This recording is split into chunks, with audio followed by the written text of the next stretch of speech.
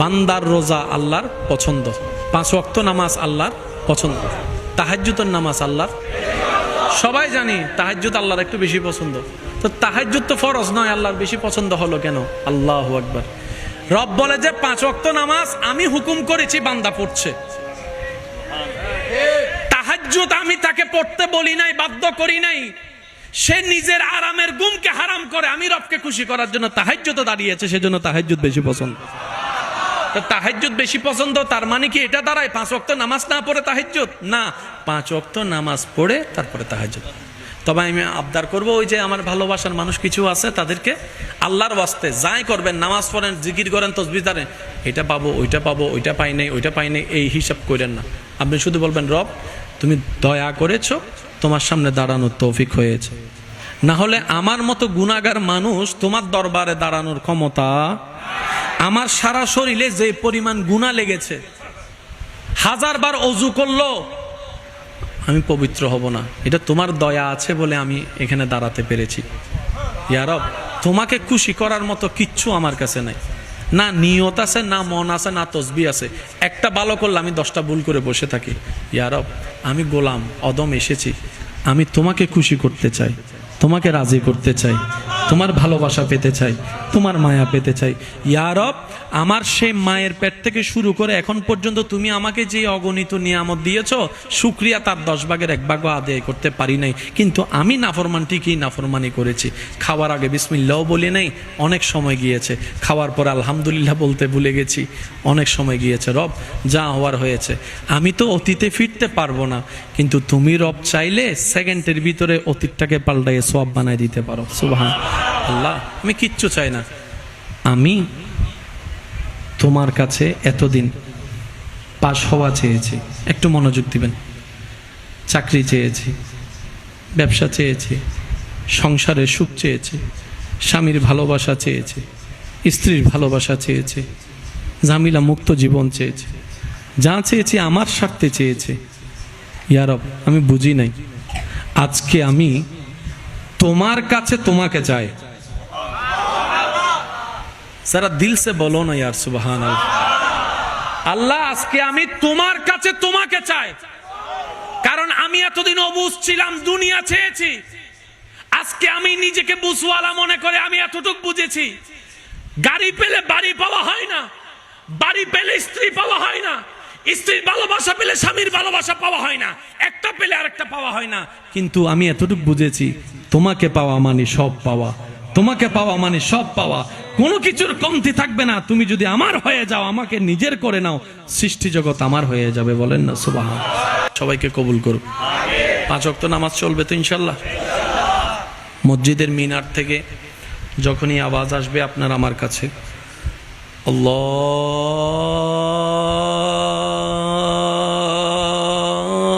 আল্লাহু আকবার, আল্লাহু আকবার, মনটা আজানের সাথে লাগানোর চেষ্টা করব। একটু জোরে বলি। আমি আপনাকে বলি না আজান শুনে মসজিদে দৌড় দেন। যাদের 5 ওয়াক্ত নামাজের সাথে সম্পর্ক নেই তাদেরকে বলছি, আগে আজানের সাথে দিলের কানেকশনটা একটু লাগান। প্রথম 3 দিন 5 দিন 4 দিন একটু লাগান, আজানটা শুনেন মনোযোগ দিয়ে, উত্তরটা দিয়েন। এই আজানের টানটা যখন আপনার দিলে বসে যাবে, আল্লাহর দয়া এমনও হবে, ফজরের মুয়াজ্জিন আজান দেওয়ার আগে আপনার চোখ খুলে যাবে নামাজ পড়ার জন্য। মনে রাখবেন, বান্দা যে নিজেকে শুধরাতে চায়, আল্লাহ দয়া তাকে উফুরন্ত করে ঢেলে দেয় শুধরা। সেজন্য নিরাশ হওয়ার কোনো দরকার। আর আমরা তো নবী রহমাতুল্লিল আলামিনের উম্মত। সুবহানাল্লাহ বলবো। আমি বলি, ছিলাম আমরা জিরো, আল্লাহ দয়া করে বানিয়ে দিয়েছেন আমাকে, আপনাকে, সবাইকে হিরো। আজকে আপনি আমি এক একটা ডায়মন্ড, যারা নবী রহমাতুল্লিল আলামিনের উম্মত।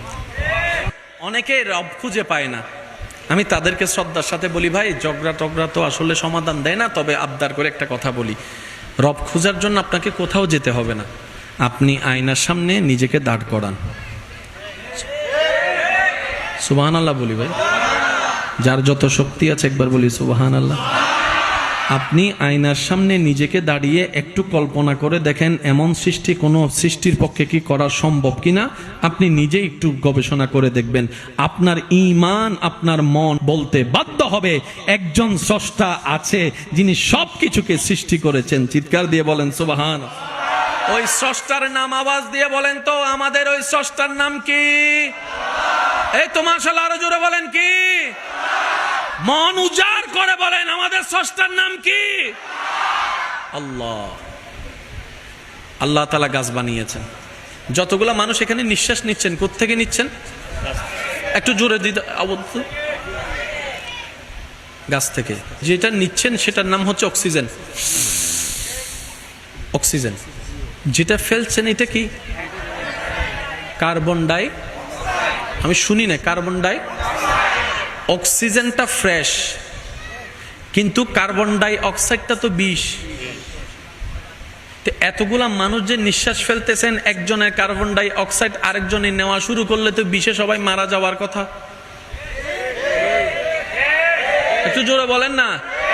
গাড়িতে যদি গ্লাস বন্ধ করে 5টা মিনিট বসে থাকেন, দেখবেন গাড়ির গ্লাসটা একটু কুয়াশা কুয়াশা হয়ে যাবে।